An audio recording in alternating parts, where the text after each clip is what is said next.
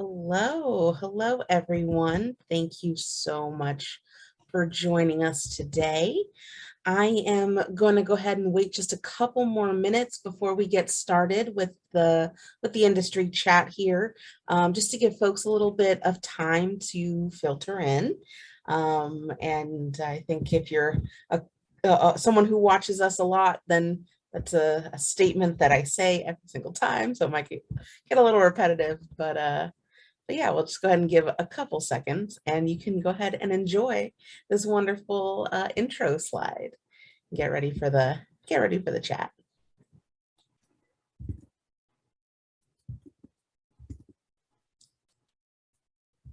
Okay. Well, my name is Jenna Quinn, and it is my pleasure as the Assistant Director of Alumni Engagement to welcome you all to this edition of the 49er Industry Chat, entitled The Business of Therapy, Time to Talk. So before we start, I just want to do a couple of housekeeping items. We want to inform you all that this session is being recorded. And so that means, what that means for you is that it's going to be available on demand at our website for you to view at www.csulb.edu/alumni. And since this is a webinar format, we encourage you all to go ahead and use that Q&A box to submit your questions to our guest speakers, and I'll make sure that they get relayed and that our speakers are able to answer those questions for you. So now with that, I'm happy to welcome our two guest speakers today, Dr. Andrea Scott and Kurtis Williams. Welcome. Thank you so much for having us. Hi, Jenna. Hi, yeah. So I'm just going to go ahead and read your bios really quick so everyone knows who we're talking to today, and we'll just get right back into it then. So Dr. Andrea Scott graduated from CSULB with her BA in psychology in 2006. She went on to complete her master's degree and ultimately her Ph.D. in clinical psychology from Palo Alto University in 2013. She currently works full-time at the VA Long Beach Healthcare System as a staff psychologist and a director of postdoctoral training. She is also the co-founder and president of sessionsync.com, a telehealth platform connecting patients and psychologists, where Dr. Scott maintains her own practice as well. Session Sync was designed to expand services to patient populations, reduce stigma in mental health, and give psychologists more opportunity to engage in care, which is all very impressive. And we also have Kurtis. Kurtis has deep SoCal roots as an alumni of CSULB, LBCC, and USC. As a change management professional with more than 20 years experience in the financial and insurance services sector, working on large and complex programs across customer and enterprise resource functions, he was uniquely equipped to co-found sessionsync.com, a platform which expanded and access to psychological care across the United States. A functional background has taken him through structured business analysis, healthcare technology implementation, and project management discipline, delivering projects across HR, finance, operations, and technology transformation. Thank you guys both so much. I'm so happy to have you guys here today. And so I just, we'll go ahead and just get right into it. I mean, how about we start with Dr. Scott, what brought you to CSULB? Like, what was the journey for you that brought you as a student to CSULB? Well, so like Kurt, I actually have roots that started at Long Beach City College. On a personal note, my father was the Dean of Creative Arts and Applied Sciences there for many years and directed the band. And so I kind of grew up on the Long Beach City campus. So my kind of idea of college growing up was Long Beach City. And so right out of high school, I went there, spent 2 years, and learned very quickly about relationships with Cal State Long Beach, and learned about the just great reputation of the campus, and at the time psychology in particular, and so was able to transfer there and continue my education journey. So kind of started with LBCC that very quickly tied me to Cal State Long Beach. Awesome. And Kurtis, I mean, I guess you're LBCC as well. What brought you to CSULB? Yeah, so again, a transfer student from Long Beach City, and I I never wanted to go away to college, but I wanted the education and the college experience, obviously, and all of the learning and development that comes along with. And so, yeah, like I said, I've always been, SoCal born and raised, and grew up in Lakewood, went to Lakewood High, Long Beach City, Cal State Long Beach. So there's always been something Long Beach or California in the name of everywhere I've been. And yeah, so I transferred, got all my general ed credits done at Long Beach City, transferred over to Cal State Long Beach, and my passion was marketing and advertising. So I came over and got my degree in business at Cal State, and with a focus in marketing. I was involved with the American Marketing Association, their chapter at the business school there at Long Beach. We got to do all kinds of fun events, and that was kind of where I first really dipped my toe into, I think, maybe the entrepreneurial spirit. We would put events on campus. We would partner with General Motors and have cars on site and advertising those events, and that kind of, I think, was the original spark that started me down this kind of long path in business. Right. And it's so interesting. Andrea, did you run into any of the same circles as Kurt? Or, I mean, I wouldn't think so, being psychology, but at the time, no, go figure. Life's funny. No, we were there at separate times, so we did not actually we weren't working together at the time or anything like that. So separate journeys, and yet both with great grounding at Cal State. So what did you do when you were a student here? What was the student life like for you? I know Kurtis talked about his experience here, but what was yours like? Yeah, well, it was very much eat, breathe, live psychology. So shout out to the psychology program at Cal State Long Beach. Fantastic program. I think for me, it really solidified, because I was a transfer student, as I said earlier, and you're working on your BA, and you're hopeful that this is the thing, the passion that you're wanting to build a career in. And at least for a psychologist, there's a number of years beyond the BA to think about. And what I love so much about Cal State Long Beach is that it really helped give me such a great understanding, both in the classroom and outside the classroom, of applied knowledge. Getting the core theory down pat, amazing instructors, and also having the ability to volunteer and get out in the community and practice my skills, to work in schools, and so really getting a chance to take what was in the classroom and put it into real life, and know that this was what I actually wanted to invest the rest of my career in. And so it was just a really exciting time. So a lot of classroom work, but outside as well. And admittedly, just being able to also go to sporting events, go to the Pyramid, played co-ed softball for a time. So having some fun as well. And briefly stayed connected with Long Beach City a little bit, but really my life became Cal State Long Beach at the time.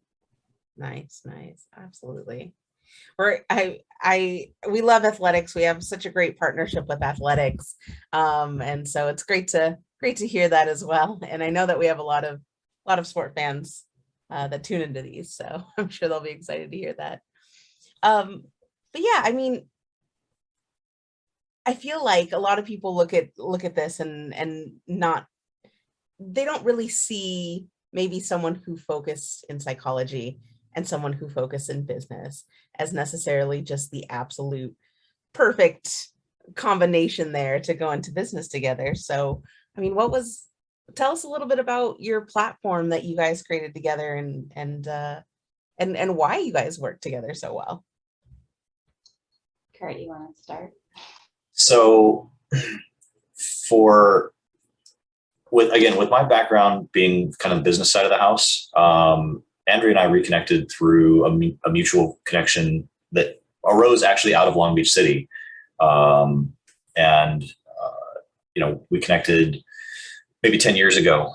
And I saw some of the processes and heard some of the frustrations surrounding the psychology world as it related to how it was delivered outside of the traditional medical facility, at a hospital or in some larger organization, for all of the good hard work that is done for a psychologist to become a great clinician, where they are great at doing their thing, but where they don't receive a lot of education is in business.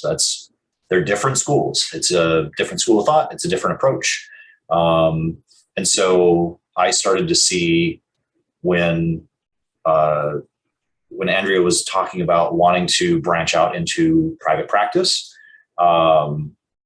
there were gaps there. She was looking at what existing solutions were out there. How do I piece this together? What does it take to launch a business? That was so outside of her wheelhouse, despite having a PhD and having all these accomplishments and knowing her core competencies. You're asking her to do something that is so foreign to her that that's where I saw a gap that I could add some help. Yeah. And you know what, with through all of these industry chats, I think that's something that we hear so often when we're speaking to someone who started their own business, right? Like they really know, they really know their field. They really know the thing that is that they do, but going into business for themselves, there's so many things that they just never think of. I mean, Andrea, when you wanted to go into business for yourself, what were some of the most daunting things, right? What were some of the things you were like, oh, what was holding you back? Everything. It was admittedly so intimidating. I think in my initial conversations with Kurt, it was, gosh, what a cool idea. What if, on a wish list idea. And he was listening with a very different ear. He was listening with the logistics and the practicalities, where I was just kind of, oh, wouldn't this be nice one day? And so he really started shaping some of those conversations with, have you thought about this? Or what would that ideally look like here or there? And really started to frame something that was realistic. And I really admittedly didn't even realize this could be something until we started those conversations. And so he couldn't help me build what we have now without my content expertise. And I certainly couldn't have helped contribute to this without his expertise. And so I think it was just such a cool union. But some of the things in particular were, so technology was a big piece of it. I knew how to do video sessions. I was more of an earlier adopter at the time, so knew I wanted it to be virtual for reasons we can get into later. So just understanding the technology, there were things we had to learn together, the legal aspects and making sure everything was done correctly with HIPAA compliance and privacy and all of that. Thinking about insurance and thinking about malpractice, thinking about marketing. It's just so many pieces that I had never thought about and had no training in, that thankfully he did, or was at least very quickly able to learn and guide us in the right direction. So those were some of the things that come to mind. Awesome. And let me check to see. I know we have a couple of questions here that came in. So first off, my question, and then I'll also ask this question here, which just as an opportunity for you guys to talk about it. What is Session Sync? And then the question here is, what is the mission of Session Sync?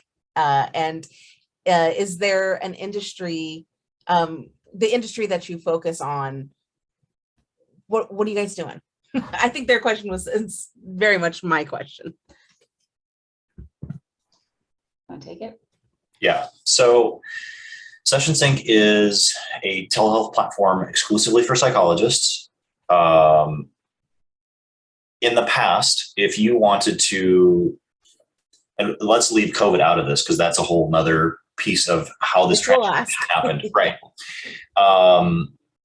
In the past, if you wanted to find a psychologist near you, that process has looked the same since people were thumbing through the yellow pages. People would pick up the yellow pages near them because psychology was dependent on being in the same room with somebody. And they would flip through the book and find somebody that was near them and start making phone calls and find out, how much do you charge? Do you take insurance or private pay? Do you have availability? What's your wait list? And then navigating, driving somewhere, finding parking, making sure childcare or elder care or, any sort of dependents were taken care of. Going to a doctor's appointment in any space, it's a half day affair. By the time you get there, you park, you get ready, you go in. And so it just takes a huge commitment. So Session Sync is a national directory that people can search for a provider in their state. They can sort by gender if they have a preference, male, female, non-binary. They can search by a particular treatment need that they're seeking out, if they need help with sleep or grief or general depression, whatever it is that that is causing them to come looking. And then they can message with their provider. They can book directly on the site. The video with the provider is hosted directly in our platform in a HIPAA compliant manner. The payment is done directly through the platform. So it takes care of all of the logistics, all of the things that psychologists are not good at, all the things that they don't learn in school, and removes all of that from them so they can get to the practice of being a great clinician, which is what they're trained to do, so that they can provide that care when otherwise, somebody like Dr. Scott, who would otherwise not be providing private practice care, they now have that ability. So we're introducing new kind of capacity to the market in an area that is so kind of woefully underserved with mental health in America. Yeah. And, when I first saw your guys' platform, and then I started trying to explain to other people, other people in my office, what do you guys do? I would tell them it's kind of like Grubhub for mental health care. Yeah.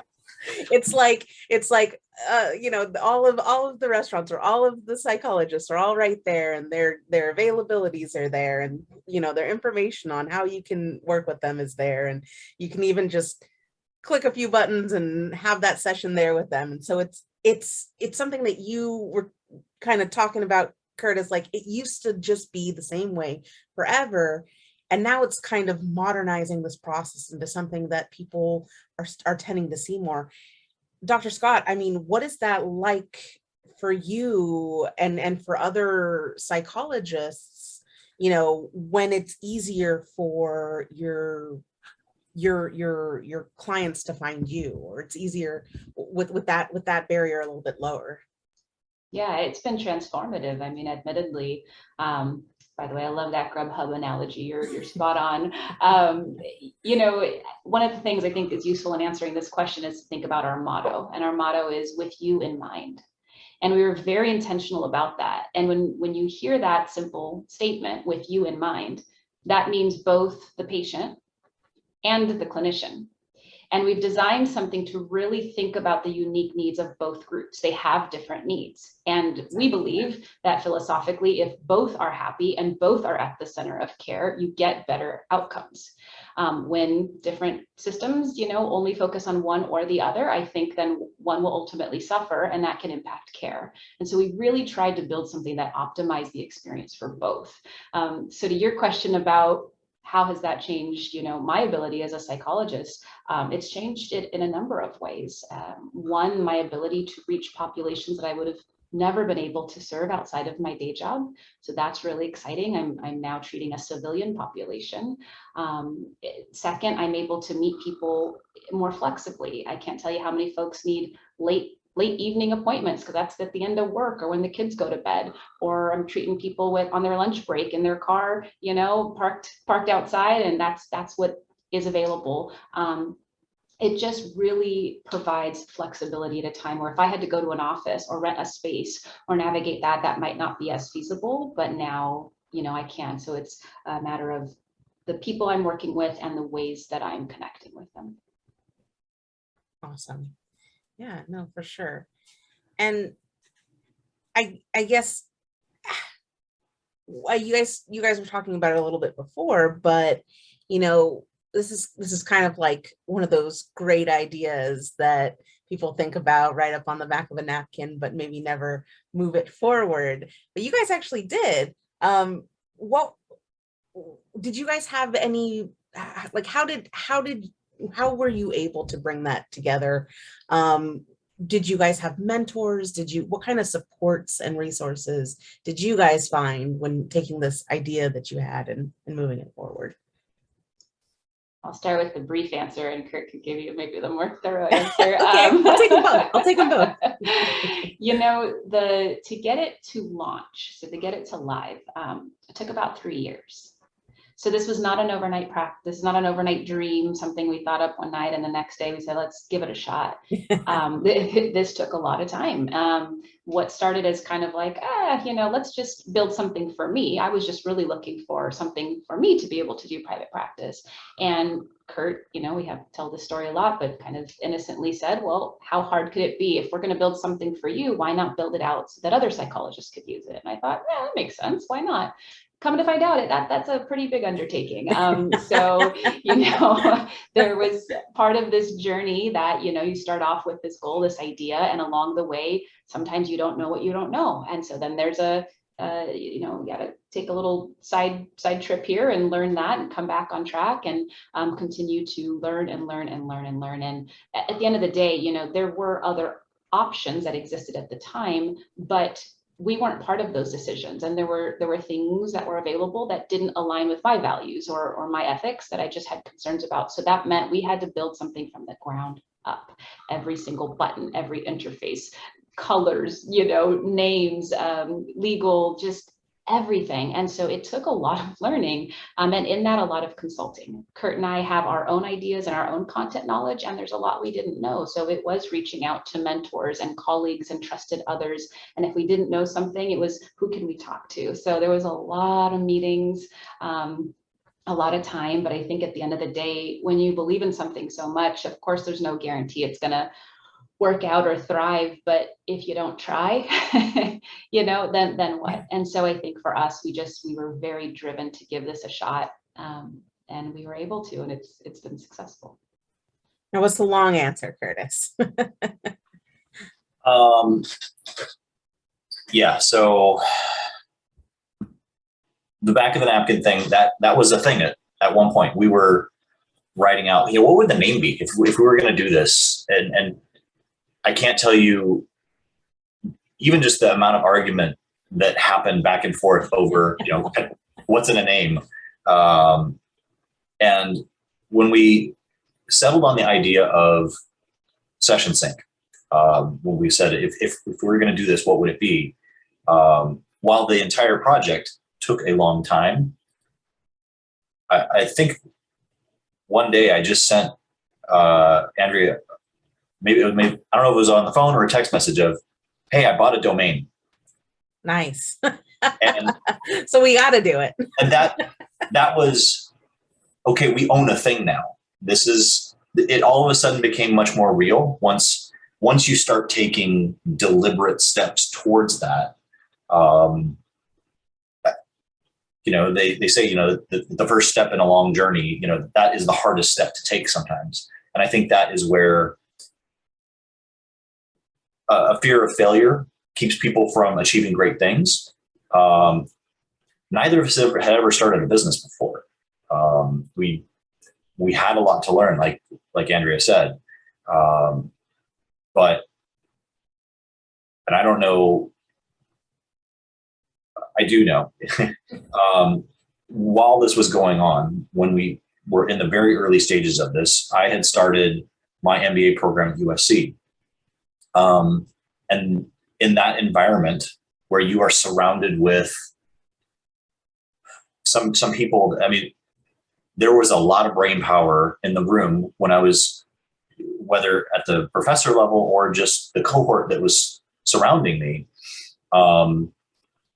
You begin to gain confidence in the company that you keep.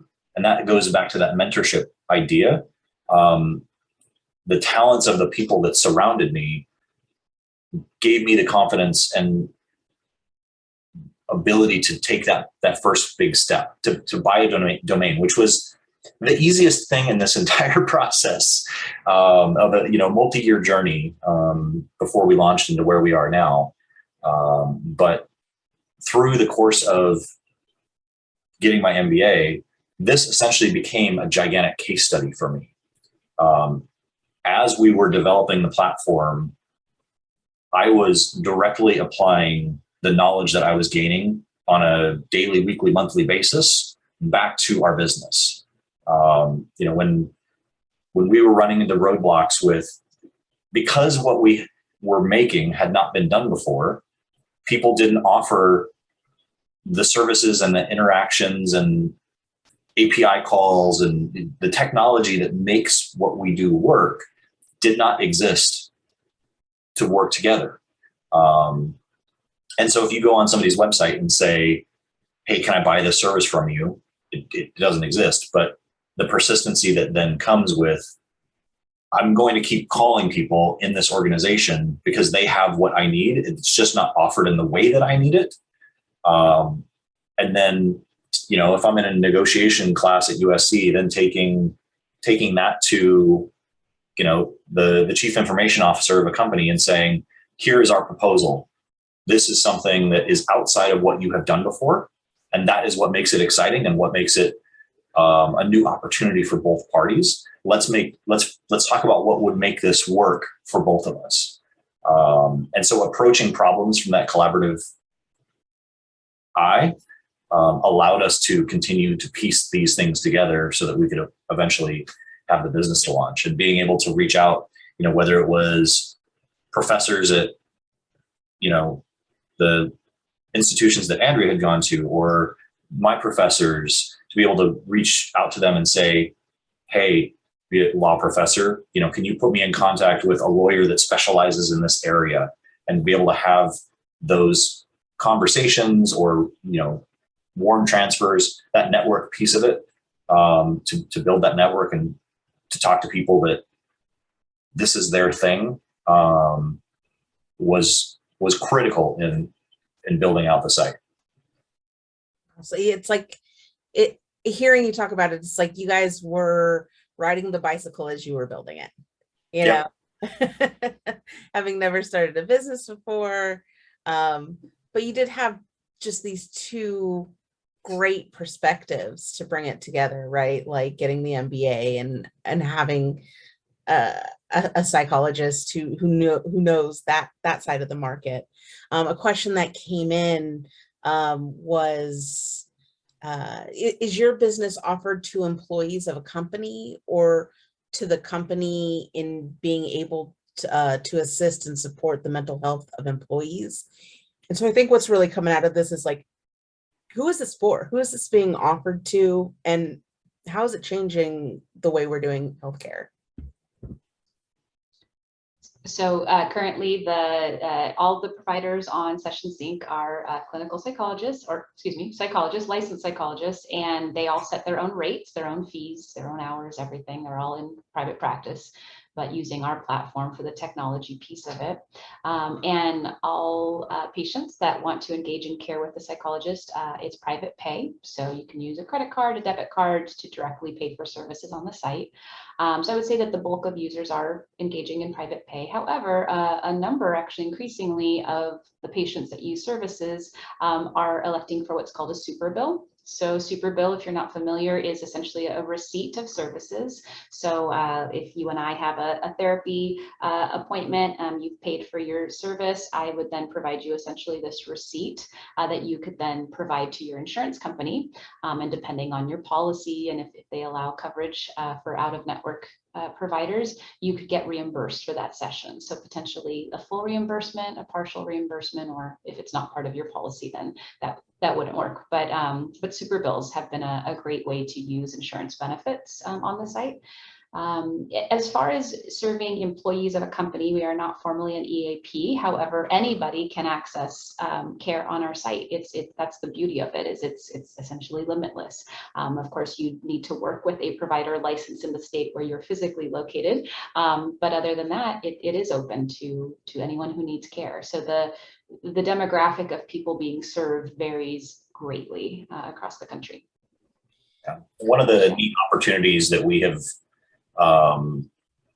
begun to engage in, like Palo Alto University, where Andrea went, for example, they refer any student care that is needing a psychological service.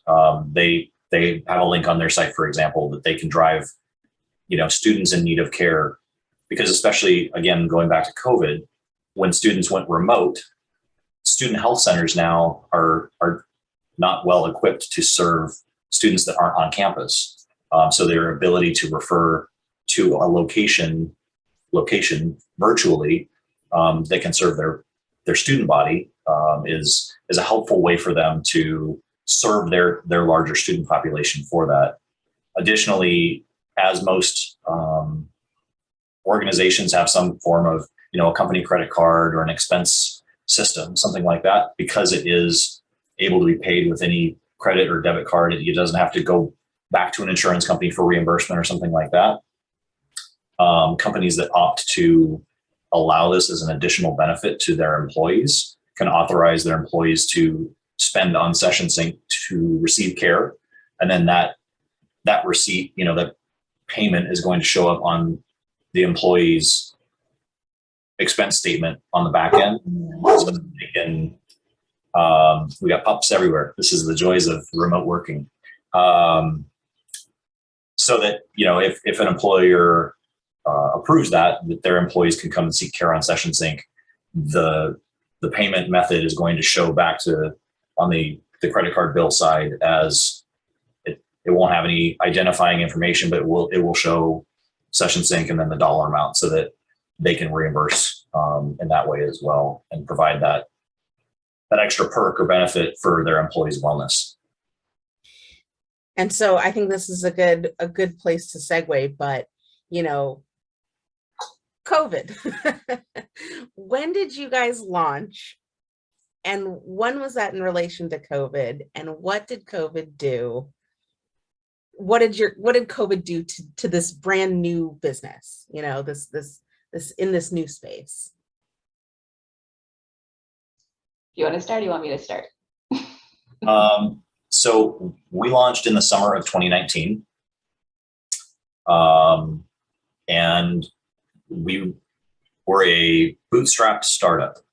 So our growth was based on our connections, reaching out to psychology networks, emailing, going to conferences. We went to Washington, D.C. and met with the American Psychological Association at their technological conference. A lot of that grassroots effort to build the company, and first to build our list of psychologists, because if I referred a bunch of patients to the site, this is the whole chicken or the egg, conundrum of if there are no psychologists there and I refer a bunch of patients and there's nobody to see them, then what's the point? Right. So our initial growth model was to grow our psychologist user list, so that then we had this breadth of experience and location so that patients could arrive there. So we were growing that in early 2019. And then when COVID hit, in the first 6 months of COVID, our provider list grew 1,000%. We had gone from 12 providers to 120 providers in the matter of a couple months. Wow. So it hugely accelerated the demand. Everybody was scrambling. Like I said, the industry was still in the yellow pages. People were still face-to-face and in the room with one another. And when that was taken away from people as an option, people still needed care, or more care in most cases, with the isolation and all the anxiety that came with COVID. And there was this big vacuum where care wasn't able to be provided. And so that's where this, incredible growth came to be. Now, yeah, and Andrea, on the psychologist side, right? Like, what did that look like for the psychologists? Yeah, I mean, I think one of the things among many that I'm proud of for Session Sync is that at a time, goodness, during a global pandemic where the whole world was upside down, session sync was ready to go. You know, this was not something of, okay, now there's a problem, now let's build a solution. Now, no, we had this idea, you know, before that occurred. And I feel so grateful to know that we are on sort of the cutting edge of the technology side of things, creating this space. And nobody could have predicted the pandemic by any means, but just to have something at the ready when so many people needed it, both patients and psychologists. You have psychologists who only had brick and mortar businesses who didn't have an option. You know, you couldn't get together at the time, or many couldn't. And so to know that there was very quickly a place to move, you know, your business if you needed to virtual, and for patients to know that there was somebody who you could click a button and still have that support in times of crisis. Again, both patient and psychologist populations being served was really exciting. So I think at the time, that piece of it was really important. I would say since the pandemic, you know, some interesting observations on the psychologist side of things. Early on, before pandemic, admittedly, there were, and there still is, but there's kind of different philosophies. If you've never done a virtual session, which many hadn't at the time, there's sort of some schools of thought of only in-person therapy is best, or, you know, virtual won't be as good, and that's fine, to each their own. But I think that with pandemic, as with in many industries, we were forced to see what that other looked like, that other experience. And I think it was exciting to see colleagues who maybe were completely against a virtual environment before suddenly be open to it. As a result of necessity, and whether they stayed in a virtual space or, you know, just kind of stayed virtual and in person, that's neither here nor there, but at least they were open to it. And then simultaneously, patients who weren't used to using, you know, a virtual therapy before suddenly became much more comfortable with it, and I think have really enjoyed it for a number of reasons. And so just being able to see, again, both populations know that this is an option, that we don't have to stop our care. We are very lucky that we're in an industry where we can remain virtual, and really great work continues. Awesome. Yeah. And so sorry, my dog, he is just not having it right now. I love dogs, don't worry. But yeah, so since the pandemic, right, there's been an explosion for many different reasons, but what's the user base like now with your platform? Is this both the folks who are seeking care and the providers who are providing it? So currently we have 125 psychologists on the site across 44 or 45 states, so almost every state represented, which is pretty exciting. So demographically and kind of a really widespread. Another thing kind of unique to psychology is that there's a thing called PsyPact. So some psychologists are licensed in one state, which, if they're part of this PsyPact, can actually provide virtual remote services in all of those states that have agreed to it. So you have some providers on our site that can actually serve patients in multiple states, which is cool. Or you have providers on the site who are just simply licensed in multiple states. And so that's a really nice option for them and the patients they serve. In terms of providers on the site, my gosh, it's so diverse across age, ethnicity, sexual orientation, gender, therapeutic philosophy, theoretical orientations, services. So just a really broad spectrum. I feel it's one of those places where if you're looking for a provider, you're going to find what you're looking for, hopefully, because there's just such wonderful diversity across the span. Patient-wise, you know, of course, we can't speak to particular patients, but broadly speaking, speaking, you know, again, I can kind of speak to my own patient population in various ages, from, you know, 20s into elders, and being able to kind of meet, again, different diversities, different sexual orientations, different genders, different life goals. You know, I think just what people are coming to care for very much varies as well. Awesome. So it's been really neat to see. No, that is so great. I mean, that is, I feel like probably ultimately the goal is that everyone, correct me if I'm wrong, but everyone being able to seek this care and everyone being able to provide it, right? One of the other interesting things that we have seen as an additional benefit of the telehealth space. And this is our anecdotal evidence, as well as there's peer-reviewed research out there of the quality of care, what Dr. Scott alluded to earlier with some of our colleagues that, maybe don't or didn't buy into the telehealth concept, that you can't have the same level of connection or the same quality of care. We have seen, the amount of no-shows, for example, because people can't make it or they, can't work out childcare.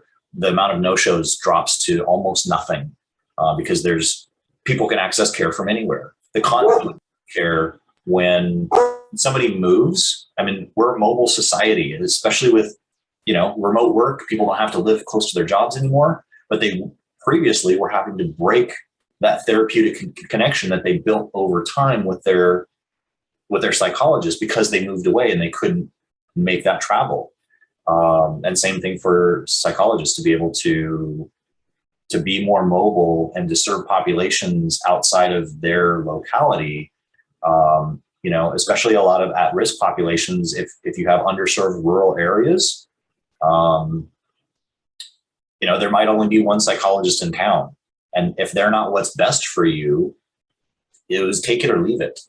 And so, the quality of care that we have seen in the interesting use cases of people being able to have that continual thread to help support them has been an incredible lift in the space.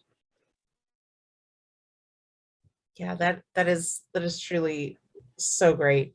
And now, I mean, is this your guys' side gig? I mean, I know, Andrea, you have your own practice. You're with the VA. What is this? What is this for you guys? I mean, this is just incredibly impressive for it being one of the many things that you guys are doing. Thank you, Jenna. I think it's hard to answer. I would say for me personally, right, my private practice is on our platform. So I am thrilled about the direction that is going for me and plan to continue nourishing that and growing that. And, perhaps that becomes my full-time gig at some point. I don't know at this time. I love what I do during my day job and my private practice. So both are very fulfilling right now, but jury's still out. We'll see where that goes. As for the company itself, I mean, I think just seeing the continued growth is inspiring and exciting, and knowing that even though I have one perspective in my own private practice, I can't tell you how many times I'm referring people to other providers on the side and connecting people to care. And so knowing that at the end of the day, I'm fulfilled expanding mental health care, even as one person, but having this platform to do that feels like an important social mission for me. So I think wherever I end up going professionally, this feels very important to continue. Awesome. Kurt? Yeah, so at the height of the pandemic, because of the amount of growth that we were experiencing and the number of psychologists that were being onboarded, and the need to be able to support them, and all of our providers, we validate their credentials and all of the onboarding need there during that period of extreme growth. This wasn't a side gig. This was 100% of my time being spent to manage that growth period. As it stands today, when we designed it, it was never intended to be something that we had to babysit.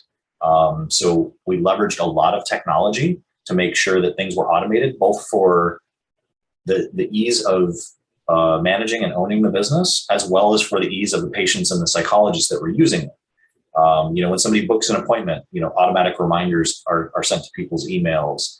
When it's 24 hours before the session, people's credit cards are automatically charged. So a psychologist isn't having to worry about, okay, the session's over and now we have to have this awkward conversation of, can you Venmo me, or can you give me a check? Like, it kind of spoils the environment of what you're trying to achieve there. So we leveraged a lot of technology with a lot of great partners to make sure that the site, on a day-to-day basis runs itself. That was That was the design of the platform. So that has allowed me, as things have stabilized, that I am also a consultant for Hitachi Solutions, working in the insurance and healthcare space specifically. So this has also allowed me to have a different perspective that I can then bring to our clients with Hitachi, from not just my experience in the insurance background, but also as a business owner, as an entrepreneur, with the challenges that are faced that are unique to that, as well as the challenges that we've seen in the healthcare space and compliance and, state by state rules and interaction with healthcare organizations and licensing bodies. So that has, while we have fed into SessionSync continues to feed back, both in Andrea's private practice as well as in my practice as a consultant. It continues to enrich our lives in ways that we had never anticipated or planned on that being the end game. Amazing. Just so cool and so impactful. If you were, I know we're pretty much past the 45-minute mark, but you guys are just so amazing and so engaging. But if you guys had something to say to a student or a recent alumni who wants to go into, this entrepreneurial journey, wants to go on this entrepreneurial journey, start their own business, particularly students in business, students in psychology, like what would you say to them? What would your advice be? And let's start with Kurt.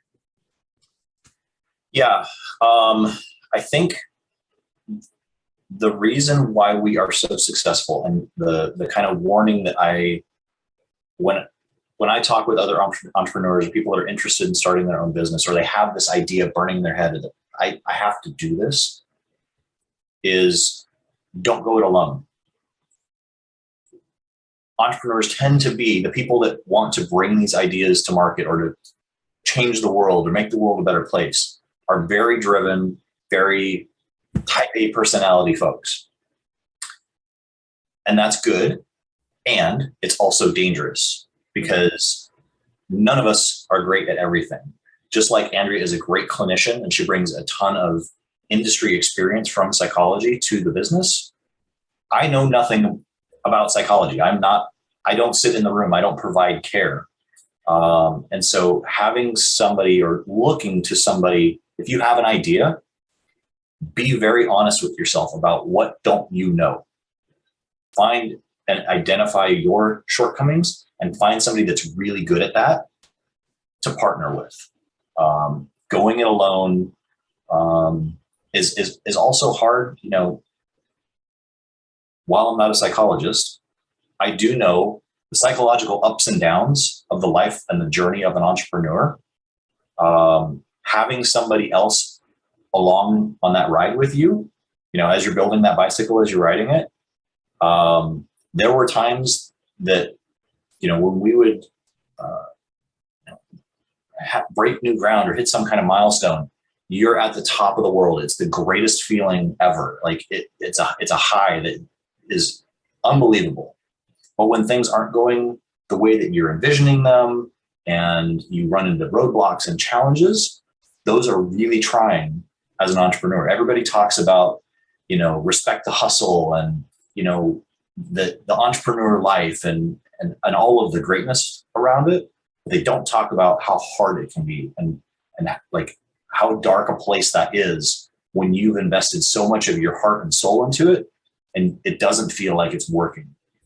And having somebody to be a counterpoint to that, to get your back, helps drive you through until you make it a reality. Awesome. Andrea? That's a tough one to beat. Good advice, Kurt. I know, right? Like he just comes with these like mic drop moments. I feel like we've had like several of them so far. It's great. It's part of why I so appreciate working with him. But I would add to that. So definitely second what Kurt's just said. I would add to that 3 things. So the first thing I would say, especially current students, if you're listening to this, is don't underestimate the power of networking. And when I say networking, I don't mean necessarily going to business events and dropping your card. I just mean connect with people, build community. Don't underestimate who that person is that you're talking to, you're waiting in line next to, or you know, go to new events, go to new activities, be open to new experiences. And I know the pandemic put such a big roadblock in the way of just connecting with one another, but get out there and get to meet people that are different from you, people who have different ideas, you know, connect, because Kurt and I are the perfect use case here. Somebody in psychology, someone in business. How the heck could you bring those two journeys together? And yet it's been life-changing. So just on a network, human connection level, connect with people. That is, I think, at the core. Second, I would say ask lots of questions, and Kurt knows I ask probably too many questions, but don't be afraid to ask questions, because how can you know what you don't know? And if you're sitting there kind of with these ideas and you're not used to asking questions, I encourage you to go ask, you know, and if you're not sure, ask where to go find out, but ask questions, because until you are equipped with the knowledge and the information, it feels impossible and daunting to know what to do with that. Right? These ideas just sort of live in our mind, but when you start asking questions, you start having building blocks to get there. The last thing I would say is just be brave. Kurt, I always tell him he's a lot braver than I, and we would certainly not have this company if he hadn't say, hey, I bought a domain. You did what? And so I think there has to be a level of bravery, admittedly, in journeys like this, where people have wonderful ideas. You know, it's whether or not they are sometimes willing or brave enough to act on them. And I know there's no guarantees in life, but life is short. And I think being brave in this process is really important. Awesome. Wonderful. Thank you both so much. Is there any last things that you might want to tell anyone in the audience before we sign off? Any last things, anything about the beach, anything about your business, about your industry? I mean, just like at a higher level, you know, if, you know, I say that, you know, there is the stigma out there that mental health is just for people that have something wrong. And that's not the case. If you look at any pro sports team or any college sports team, they all have staff psychologists, and it's not to fix a problem. It's to allow people to perform at their highest levels. So being aware of that, and we're always working to help remove that stigma. If people need help in the traditional sense that psychology has been used, whether it's through us or through any other ability to seek it, please do. But don't limit yourself to thinking that that's just for a particular population. You know, some of the most successful and productive people in the world use psychology as a tool to unlock their potential. And so, like I said, whether it's with us, which would be great, if it's the right fit for you, or if it's with, you know, somebody else, I encourage people to tap into that potential that they have within them to achieve great things. Awesome. Well, thank you both so much for this incredibly engaging chat. It has been absolutely a pleasure to talk to you guys. And, you know, if anyone, you know, going off of what you're saying, Andrea, if anyone wanted to network with you guys or get in touch with you guys, what would be the best way for them to connect with you? Yeah, so you could either get both of us well, support would be an easy one, support@sessionsync.com, or, you know, you can directly contact me, Scott@sessionsync.com. The best ways. And yeah. Kurt. Yeah, you can connect with me in either of those ways. I'm also, I'm on LinkedIn, Kurtis Williams, and we can always, and that's Kurtis with a K, because there's a lot of me out there. So yeah. Just one you, but yeah, feel free to message me on LinkedIn.